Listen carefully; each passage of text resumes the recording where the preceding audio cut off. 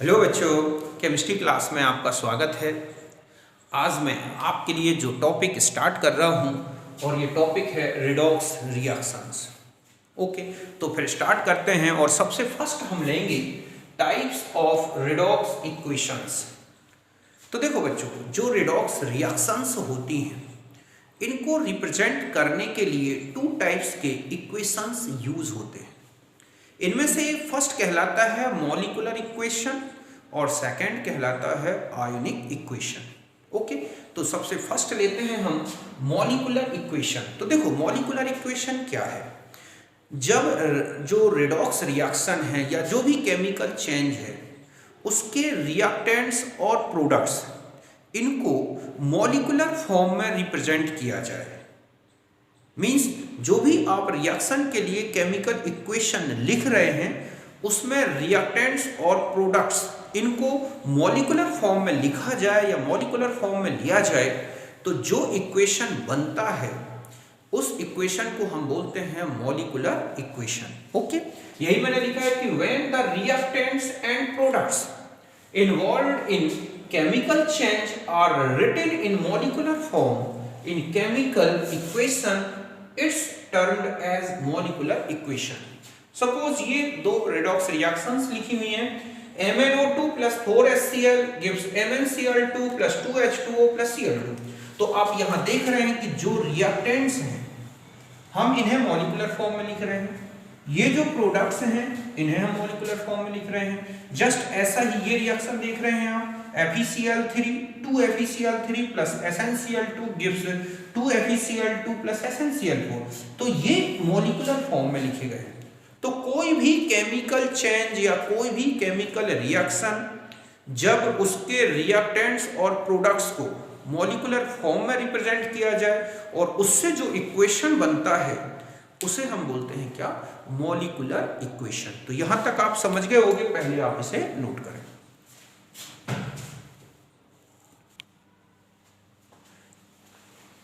अब देखो बच्चों, अब हम नेक्स्ट में आते हैं और ये है आयोनिक इक्वेशन।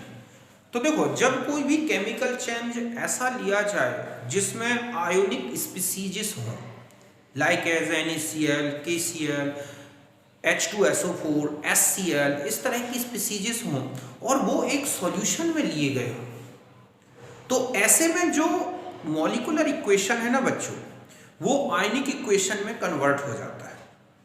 मींस हम रिएक्टेंट्स और प्रोडक्ट्स जो आयनिक नेचर के हैं हम उन्हें आयोनिक फॉर्म में लिखते हैं, जो कोवलेंट नेचर के हैं हम उन्हें आयनिक फॉर्म में नहीं लिखेंगे। ध्यान रखें, अभी हम रूल्स लिखेंगे कि आयनिक इक्वेशन कैसे लिखे जाते हैं। फिर भी ये बता दूं कि एक आयनिक जो रिडॉक्स इक्वेशन होगा उसमें जो भी स्पीसीज, चाहे वो रिएक्टेंट्स हो या प्रोडक्ट्स हैं, अगर वो आयनिक फॉर्म में है या आयनिक कंपाउंड हैं तो उन्हें आयोनिक फॉर्म में लिखेंगे। और इस तरह से जब हम आयोनिक फॉर्म में लिखते हैं, अब जो हमारे पास इक्वेशन बनता है हम उसे बोलते हैं क्या, आयोनिक इक्वेशन। तो यही मैंने लिखा है कि when the reactants and products involved in chemical change are ionic compound. समझ गए ना कि जो रिएक्टेंट या प्रोडक्ट्स हैं अगर वो आयोनिक कंपाउंड्स हैं, these will be present in the form of ions. तो ऐसे में वो सॉल्यूशन में किस फॉर्म में रहेंगे, आयोनिक फॉर्म में, है ना, solution. The chemical change is written in ionic form in chemical equation, it's termed as ionic equation. ये हमारा इक्वेशन है MnO2, ये कोवैलेंट होता है, हम इसे कोवैलेंट फॉर्म में ही लिखेंगे। उसमें देखा था HCl, तो HCl एक आयोनिक है, एक्वस मीडियम में आयोनाइज्ड हो जाता है, H+ और Cl कंप्लीट आयोनाइज्ड होता है। गिव्स MnCl2, तो MnCl2 भी एक आयोनिक कंपाउंड है, Mn2+ plus 2Cl- plus 2H2O plus क्या, Cl2। ओके, तो ये एक आयोनिक इक्वेशन बन गई। जस्ट अभी आपने देखा था FeCl3 plus SnCl2 gives FeCl2 plus SnCl4।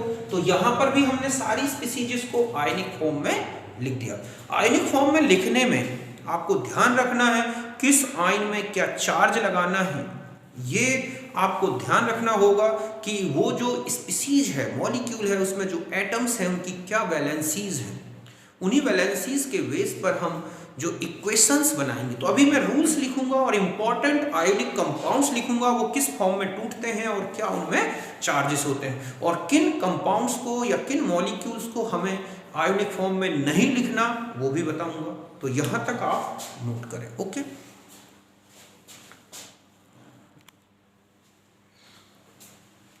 अब देखो बच्चों, अब हम आ जाते हैं Spectator ion.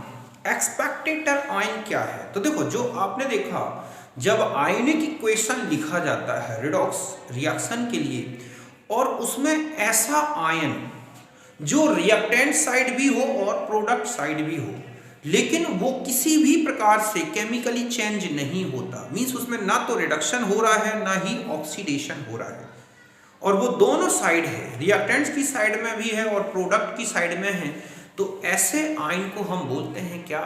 Spectator ion. Okay, यही लिखा है कि in ionic equation the ion which do not undergo any change, उसमें कोई चेंज नहीं आ रहा है, ना तो उसको ऑक्सीडेशन हो रहा है ना reduction, and equal in number in both side, दोनों साइड वो बिल्कुल इक्वल नंबर में है, मींस रिएक्टेंट साइड्स में और प्रोडक्ट साइड में, ठीक है, are termed as spectator ion and are not included in the final equation. फिर हम जब इसे इक्वेशन को जो बैलेंस्ड करके जब हम फाइनल इक्वेशन लिखते हैं ना बच्चों, रिडॉक्स इक्वेशन, तो हम इस स्पेक्टेटर आयन को हटा देते हैं, उसको हम फाइनल इक्वेशन में नहीं लिखेंगे। जैसे अभी आपने लिखा FeCl3, तो हमने इसको आयोनाइज्ड फॉर्म में लिखा 2Fe3 plus 6Cl minus, SnCl2 तो Sn2 plus 2Cl minus, gives FeCl2 2FeCl2 plus SnCl4। तो यहां पर जब हमने इसको आयनिक फॉर्म में देखा तो यहां पर 6Cl और प्लस 2Cl यहां पर देख रहे हैं आप, और यहां पर भी यहां ये है, तो ये जो Cl यहां था और यहां और वहां दोनों साइड इसमें कोई चेंज नहीं आया, ना रिडक्शन हुआ ना ऑक्सीडेशन, जो स्पीसीज ऑक्सीडाइज्ड या रिड्यूस हुई है वो ये है। तो ये जो क्लोराइड आयन है यहां पर हम इसे हटा सकते हैं यहां से, और यहीं पर जो हमारा यही क्या है स्पेक्टेटर आयन, और हम फाइनल इक्वेशन ऐसा लिखेंगे Fe3 plus Sn2 plus 2Fe2 plus Sn4 plus. समझ गए ना कि यहां पर क्लोराइड आयन हमारा स्पेक्टेटर आयन था। इसी तरह का एक एग्जांपल और ले सकते हैं, तो आप समझ गए होंगे ना कि दोनों साइड ऐसा आयन जो किसी प्रकार का कोई चेंज इसमें नहीं आता और इक्वल नंबर में है रिएक्टेंट और प्रोडक्ट साइड में, वो कहलाता है स्पेक्टेटर आयन। उसे हम फाइनल इक्वेशन में नहीं लिखते आयनिक इक्वेशन में, और ऐसे में आप बहुत इजीली पहचान सकते हो कि किस स्पीसीज का ऑक्सीडेशन है और किसका रिडक्शन है। जस्ट ऐसा है जैसे Zn plus Cu2 plus SO4 minus 2 gives Zn2 plus Cu plus SO4 minus 2। तो यहां पर ये जो है हमारा SO4 एक्सपेक्टेटर आयन था, हम यहां ऐसा लिख सकते हैं, यही हमारा क्या है एक्सपेक्टेटर आयन है।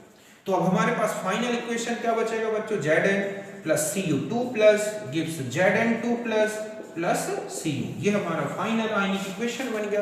तो जब हम आयनिक इक्वेशन बनाएंगे रिडॉक्स रिएक्शंस के लिए, तो हमें उसमें देखेंगे कि कौन सा आयन कॉमन है दोनों साइड, और उस आयन को हटा के फिर हम बैलेंस्ड इक्वेशन पाएंगे। उस इक्वेशन को देखकर आप बहुत इजी गोइंग पहचान जाओगे कि कौन सी स्पीसीज ऑक्सीडाइज्ड हो रही है और कौन सी रिड्यूस हो रही है। तो यहां तक नोट करें।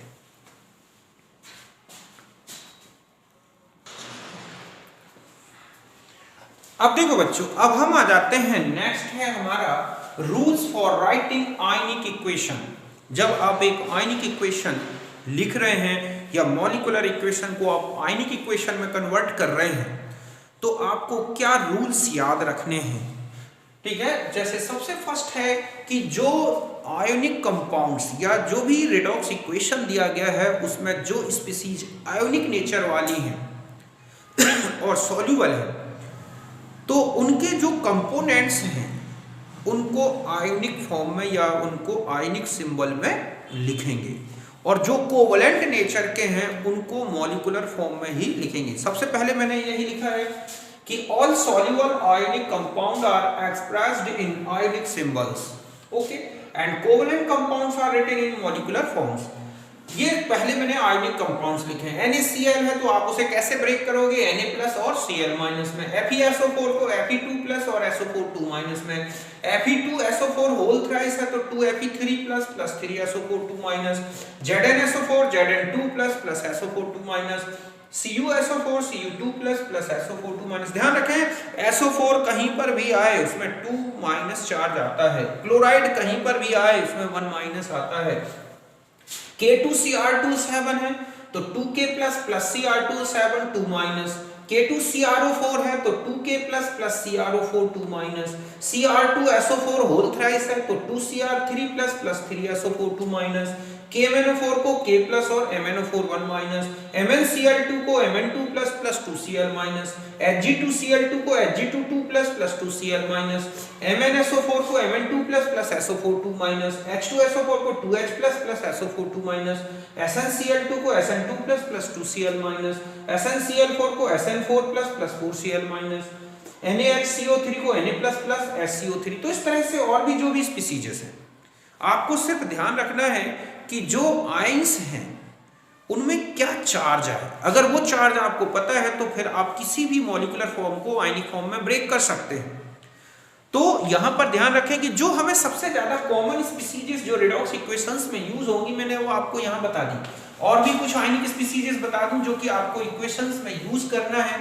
फॉर एग्जांपल लिखा है H2S2O8 तो which give 2H plus S2O8 2 Na2S2O3 तो gives 2Na plus S2O3 2 okay Na2S4O6 है, ये ब्रेक होता है 2Na plus S4O6 2 okay Cu या यहाँ लिखा है CuNO3 होल ट्वाइस तो ये Cu2 plus NO3 1 NH4 NO3 बच्चों तो इसको कैसे ब्रेक करोगे आप NH4 प्लस NO3 ओके।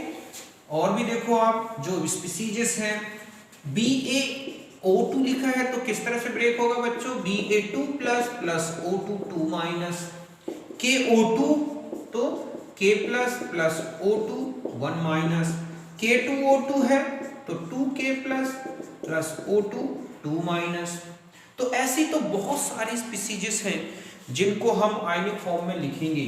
तो आपको आयनिक फॉर्म में लिखना है, अच्छी तरह से ये सीख लेना है, क्योंकि आप रेडॉक्स इक्वेशंस में जब रिड्यूसिंग स्पीसीज, ऑक्सीडाइजिंग स्पीसीज या रिड्यूसिंग एजेंट, ऑक्सीडाइजिंग एजेंट इनको आपको पहचानना है तो आयनिक इक्वेशन अच्छी तरह से आना चाहिए। अब जो कोवैलेंट कंपाउंड यूज होंगे बच्चों, ठीक है, कोवैलेंट कंपाउंड्स उनको हम मॉलिक्यूलर फॉर्म में ही लेंगे। जैसे कहीं CO2 आ जाए तो आप CO2 ही लिखेंगे, H2O है तो इसको चेंज नहीं करेंगे, Cl2 है CO2 सॉरी ठीक है, और MnO2 है, इस तरह की स्पीसीजेस हैं, H2S है। तो ये जो आप इक्वेशंस में आप जो भी इसमें दिखेगा स्पष्ट दिख जाएगा कि आपको कौन सी स्पीसीज को मॉलिक्यूलर फॉर्म में लेना है और किसको आपको कोवैलेंट फॉर्म में। तो H2O CO2 Cl2 H2 O2 N2 इस तरह की जैसे स्पीसीज हैं H2 O2 N2 इस तरह के अगर आते हैं तो हमें उन्हें मॉलिक्यूलर फॉर्म में ही लेना है, उन्हें हमें आयोनाइज्ड नहीं करना। तो यहां तक बात समझ गए होंगे। तो ये पहला रूल था, पहले आप इसे नोट करें।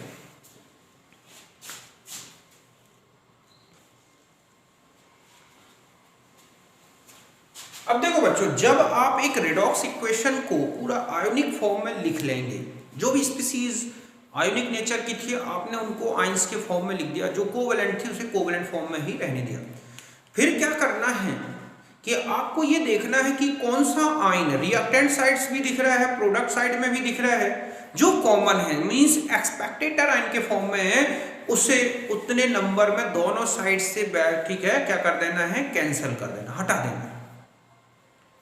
फिर थर्ड पॉइंट में जब आप कैंसिल कर दोगे, आयंस हटा दोगे, तो फिर चार्ज भी आपको बैलेंस्ड करना है, रिएक्टेंट साइड्स और product sides plus minus charge बराबर हो जाने चाहिए, मतलब कोई एक्स्ट्रा प्लस नहीं बढ़ना चाहिए, माइनस नहीं बढ़ना चाहिए। ओके, तो यही मैंने लिखा है कि the ion which are common and equal in number in both sides means reactant sides और product side means expected ion are cancelled, charge of ions also balanced in both side.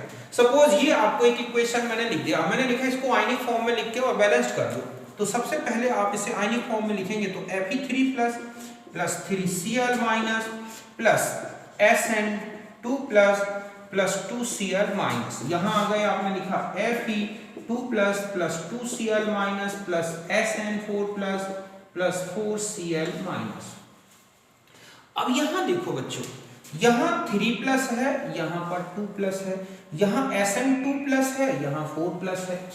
तो यहाँ charge balancing कर लें या फिर हम expected Arain को balanced कर दें, फिर हम चार्ज बैलेंस्ड अपने आप हो जाएगा। तो आप क्या करें, यहाँ पर देखें Cl3 है और ये है 5 मतलब 2, तो कुल मिला के यहाँ 5 है और यहाँ कितने हो रहे हैं बच्चों, ठीक है, आप इसी में देख लो कितने हो रहे हैं, यहाँ पर 2 और 6। तो आप कैसे बैलेंस्ड करें कि ये जो है इक्वेशन हमारा बैलेंस्ड भी हो जाए और सारे एक्सपेक्टेड अराइंस कैंसिल हो जाए। तो यहाँ से ही आप मिला लें FeCl3 FeCl2 SnCl2 SnCl4। तो आप यहाँ पर चेंज ना करके यहाँ 2 लगा दें, ओके, और यहाँ 2 लगा दें। अब आप देखो कितने हो गए आपके पास FeCl3, 6 में क्लोराइड 6 यहाँ हो गए और 2 ये हो गए 8, यहाँ आ जाए 4, ये है 4। तो यहाँ पर आपने 2 से मल्टीप्लाई किया तो 2 यहाँ हो गए। तो यहाँ पर आपके पास कितने हो गए बच्चों, 6Cl। फिर यहाँ चले जाएं आप, Sn यहाँ सही लिखा है आपने, यहाँ 2 कर दोगे तो ये कितना हो गया 4 और Sn और ये है। अब आप इसमें देखो कि ये जो क्लोराइड है, यहाँ क्लोराइड है, यहाँ क्लोराइड है, यहाँ क्लोराइड है, ओके, ये कॉमन हो रहे हैं तो आप इन्हें कैंसिल कर दो, यहाँ से हटाओ। अब आप देखो कितना हो गया 2Fe3 plus Sn2 plus gives 2Fe2 plus Sn4 plus. तो इस तरह से आप देख रहे हैं कि यहाँ एक चार्ज पर Fe का डिक्रीज हो रहा है यहाँ जाने पर, तो Sn का 2 प्लस से 4 प्लस। तो देख रहे हैं आप कि 2 प्लस तो यहाँ इंक्रीज हुआ है तो 2 माइनस यहाँ डिक्रीज हुआ है, मतलब 2 प्लस यहाँ डिक्रीज हो रहा है तो 2 प्लस यहाँ इंक्रीज हो रहा है, तो चार्ज बैलेंसिंग भी बराबर है। अब हमारे पास ये इक्वेशन आ गई, ओके। इस इक्वेशन को आगे वैसे भी हम देखेंगे कि रेडॉक्स इक्वेशन को कैसे बैलेंस्ड करें। अभी तुम्हें एक नॉर्मल बता दिया, आपको अभी बैलेंस्ड भी नहीं करना, आप तो सीधा क्या कर लें, पहले आयोनिक फॉर्म में लिख लें, फिर स्पीसीज पहचानेंगे कि हम कौन सी रिड्यूसिंग है और कौन सी ऑक्सीडाइजिंग स्पीसीज है, और फिर हम उसके बाद लास्ट में हम देखेंगे कि ये रेडॉक्स इक्वेशन को कैसे बैलेंस्ड करते हैं, एसिडिक मीडियम बेसिक। तो अभी सिर्फ आपको आयोनिक स्पीसीज को आयोनिक फॉर्म में लिखना है, ठीक है। जैसे अब मैं इसको हटा दूं, एक इक्वेशन और लिखता हूं, अब आप उसमें देखना कि कौन सी स्पीसीज को हम किस आयोनिक फॉर्म में लिखें। जैसे ये लिखा है KMnO4, okay, plus H2SO4 plus FeSO4, यहाँ पर आ जाए, हमने देखा MnSO4 प्लस, ठीक है, K2SO4 प्लस H2O और प्लस O2। अभी आपको बैलेंस्ड नहीं करना, अब तो केवल इनकी स्पीसीज इसको आप किस फॉर्म में लिख दो कि ये किस तरह से, और भी यहाँ लिख दिया मैंने Fe2SO4 होल थ्राइस, ओके।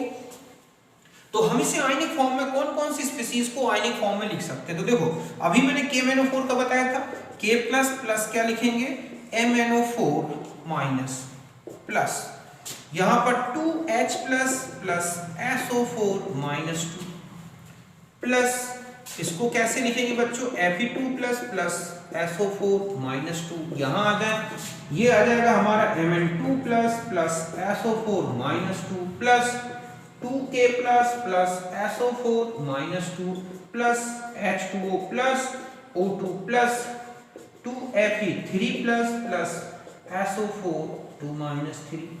बाकी कितने आयन्स हटेंगे, कितने जुड़े रहेंगे, कौन एक्सपेक्टेटर आयन है, हम ये जब इक्वेशन बैलेंस्ड करना सीखेंगे तब आप इन इक्वेशंस में से सारे बैलेंस, चार्ज बैलेंस कर लोगे, एक्सपेक्टेटर आयन हटा दोगे, तो वो हम एक अलग देखेंगे। यहाँ पर आप इजीली देख सकते हैं कि कौन सी स्पीसीज क्या चेंजेस शो कर रही है। यहाँ K प्लस का कोई चेंज नहीं आ रहा है, H प्लस का कोई चेंज नहीं आ रहा है, सल्फेट आयन का कोई चेंज नहीं आ रहा है, ऑक्सीजन में जो है उसमें भी आप देखें कि ऑक्सीजन का चेंज आ रहा है कि नहीं। तो ऑक्सीजन में यहाँ पर माइनस थी, यहाँ पर इसका चेंज आ रहा है। Fe3 2 प्लस था, 3 प्लस में चेंज हो रहा है।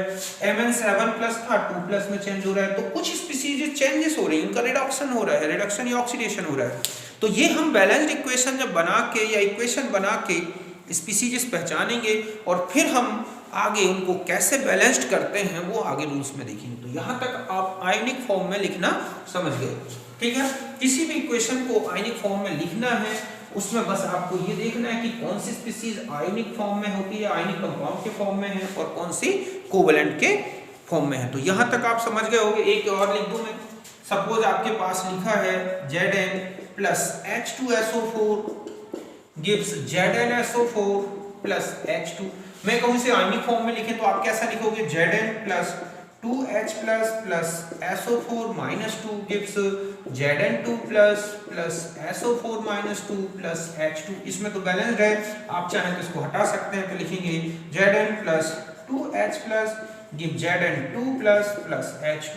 आप इजीली पहचान सकते हैं इसमें कि कौन रिड्यूस हो रहा है, कौन ऑक्सीडाइज्ड हो रहा है। ओके, तो ये भी एक क्या है बच्चों, एक इक्वेशन है रिडॉक्स, ये आयनिक फॉर्म में लिख दी, तो ये इसका आयनिक फॉर्म हो गया। तो इस तरह से आयनिक फॉर्म में लिखना आना चाहिए। अगर आपसे आयनिक फॉर्म में लिखना नहीं आता इक्वेशन, तो आप इजीली रिडॉक्स इक्वेशंस नहीं पहचान पाओगे कि कौन सी स्पीसीज रिड्यूस हो रही है, कौन सी ऑक्सीडाइज हो रही है। एक K2Cr2O7 plus H2SO4 plus FeSO4 gives, ठीक है, K2SO4 plus Cr2SO4 whole thrice plus H2O plus O2 या जो भी आपका, और यहाँ बन गया Fe2SO4 होल थ्राइस। अब मैं कहूँ कि इस इक्वेशन में आपको क्या करना है बच्चों, बैलेंस्ड, इसको आयनिक फॉर्म में लिखना है। तो आप ऐसे ही लिखोगे ना, 2K plus Cr2O7 2 minus plus 2H plus SO4 2 minus plus Fe2 plus SO4 2 minus gives 2K plus SO4 2 minus plus 2Cr3 plus 3SO4 2 minus plus H2O यहाँ कोवेलेंट इसलिए मैंने उसको उसी फॉर्म में लिख दिया, 2Fe3 plus 3SO4 2 minus। सारी species को मैंने आयनिक फॉर्म में लिखना बता दिया कि किस तरह से आपको आयनिक फॉर्म में लिखना है। तो ध्यान रखें, KMnO4 K2Cr2O7 ZnSO4, ये जो रिडॉक्स इक्वेशंस है ना, इनमें सबसे ज्यादा यूज होंगी और इनको आपको अच्छी तरह से इनको आयनिक फॉर्म में लिखना आना चाहिए। तो यहाँ तक आप अच्छी तरह से नोट कर लें।